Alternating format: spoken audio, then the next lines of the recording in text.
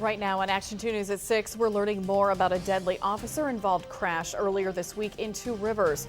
What state investigators revealed earlier this afternoon. Plus, as warmer winter weather continues, officials are reminding people about tick bites. Tia Johnson explains how to protect yourself and your pets. From WBAY TV, your first alert station, Action 2 News at 6 starts now. Good evening. Thanks for joining us. Bill and Cammie have the night off. We are learning new information today about a deadly officer-involved crash that happened over the weekend in Two Rivers. And state investigators releasing the names of both the Manitowoc Sheriff's deputy and the driver killed in the crash. According to the Division of Criminal Investigation, Manitowoc County Sheriff's Deputy Eric Roll was trying to stop a speeding vehicle Sunday morning. The driver, now identified as Forrest Springstube, left the roadway and crashed. No one else was in the vehicle. The Department of Justice says medical aid was provided to the driver, but he died as a result of injuries to his neck and other parts of his body. Deputy Roll was not hurt. He was put on administrative leave, which is protocol for officer-involved death investigations. The DCI is leading that investigation and says law enforcement is cooperating. Evidence will be turned over to the Manitowoc County District Attorney, who will then decide whether or not to file charges. Well, the weekend will bring some active weather, but for the time being, it is quiet. Severe weather specialist Brad Spakowitz has the first forecast. Brad. All right, a quick check on some temperatures right now. A few of you are still right at the 30-degree mark. Most of us, though, are in the 20s currently, and with the wind, it doesn't feel too much different than the actual air temperatures. In fact, we won't have much wind overnight tonight. Some of you saw a little bit of sunshine later today. Otherwise, right now, just a few passing clouds. And in fact, the first half of the night should be generally rather fair, but clouds will return and thicken later tonight in advance of that three-day storm we've been talking about. It begins tomorrow, where the wintry mix could include some ice for some of you to the northwest. We'll also all get plenty of rain. There might be some flooding. It ends as snow, might even be inches of snow. We'll show you the latest with Pinpoint Predictor and time it out for you. That's coming up in Maine weather in just a couple of minutes. Brad, thanks. Charges are filed against a De Pere man accused of sexually assaulting a teenager on Thanksgiving. 26-year-old Alexander Napierala is facing second-degree sexual assault and possession of child pornography, among other charges. According to a criminal complaint obtained by Action 2 News, a 15-year-old girl told police he had groped her and taken pictures of her while he thought she was sleeping. Police say Napierala reached out to a Brown County detective December 19th and said he wanted to come clean. He consented to a search of his phone, where investigators found pictures of the girl. He is now being held on a $25,000 cash bond. A Green Bay man is arrested this morning after running from police. Officers tried to take that man into custody around 11 near Doty Street and Webster Avenue. He ran away, but a canine was able to track him to a home on South Webster. Police say the man didn't know anyone who lived there. He was found in the basement and arrested.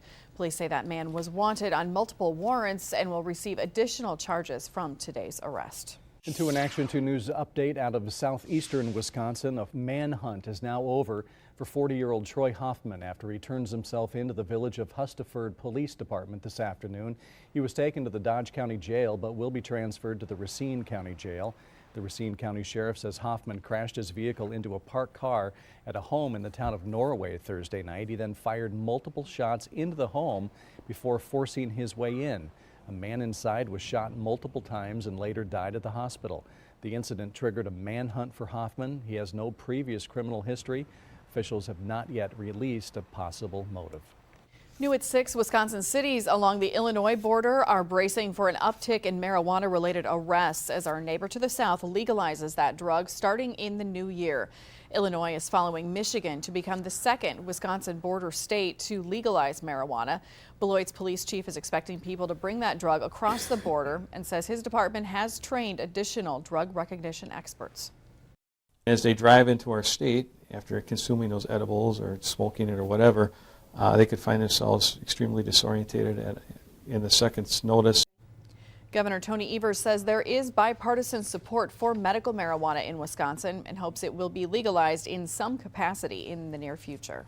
Experts are reminding pet owners that ticks do not hibernate, which means your chances are you and your animal being bit by a tick on the rise in warmer winter temperatures. In continuing coverage, Tia Johnson tells us how you can prevent yourself from becoming a tick's blood meal.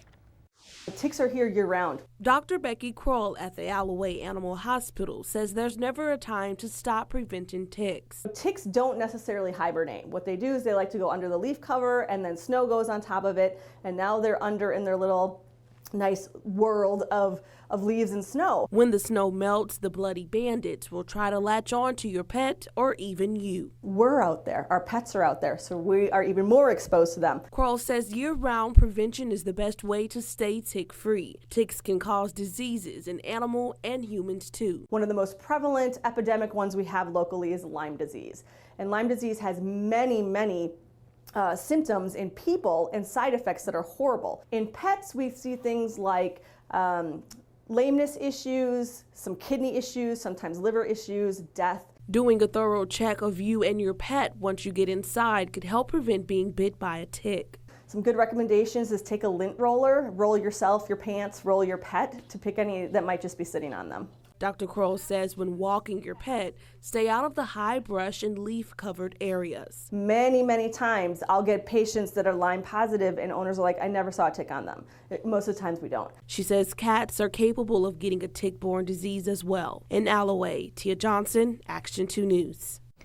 Debate continues around the country about the best way to stop school shootings. After the break, our D.C. Bureau reporter explains how one gun shop owner is trying to help and why not everyone is on board.